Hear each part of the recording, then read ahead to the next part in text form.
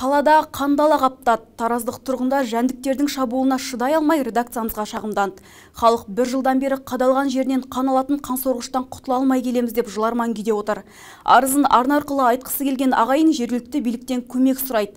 Зиянкес жәндіктерге таланып келген тұрғындармен әріптесім Аружан Задабек тілдесіп қайтқан еді. Сюжет көріңіз.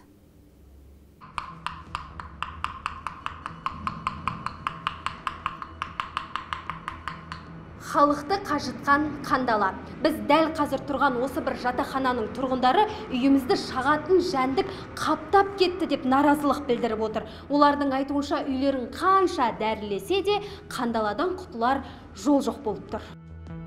Бүгінде зиянкес жәндік бүтіндей бір үйдің бас ауруына айналып отыр. Себебі қандала 115 түтін тұратын 5 қабатты жатақхананы жаппай жайлап алған. Онсыз да іргесі сөгіліп, төбесі тесіліп, жертөлесі суға толған баспанада тұратын тұрғындар үшін қансорғыш жығылғанға жұдырық болғандай. Қараша қаптап кеткен қандаладан құтылу үшін бірнеше рет жергілікті биліктен көмек сұраған, алайда жауаптылардан қайыр болмады дейді.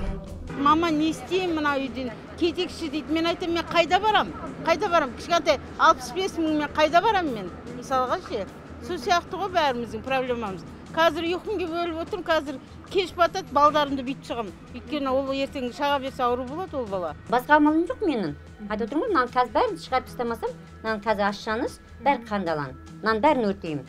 Туалетке қаншасын апарып тастадым шығарып. Ең қызығы кескіні келіспеген бұл үй қаланың қақ ортасында орналасса да, ешқандай мекеменің қарамағында емес. Сондықтан болар көпшілік зиянкес жәндікпен өздері күресіп келеді. Түрлі дәрілерді алып, химикаттарды да пайдалануда. Алайда мұның өзі қандаладан құтылуға жол бермей отыр. Оған себеп те жоқ емес. Өйткені жатақхананың ішкі тазалығы қансорғыштардың қаптауына әкеп соқтыруда. Көптен бері тазаланбаған үйді көргенде, бұл баспананың шыбын шіркейдің шырмауына айналған орынды ма деп ойланып қаласың. Қолқаны қапқан иісте зиянкестің таралуына сеп болып отыр. Ал бұл мәселені ширатудан жауаптылар ат-тонын ала қашуда. Сөздерінше әр үй өздері үшін тазалық жұмыстарын жасауға міндетті.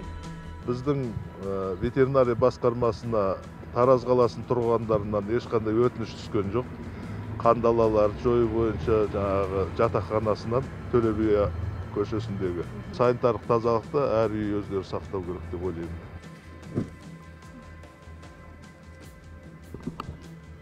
Қандаладан құтылатын бірден бір жол осы тұрмыстық заттар мен киімдерді өртеу ғана дейді. Әзірге тұрғындардың айтуынша қандаланы жоюдың бірден бір жолы осы ғана. Аружан Задабек, Самғат Қойшыман, Мирас Өмірзақ, Тараз 24.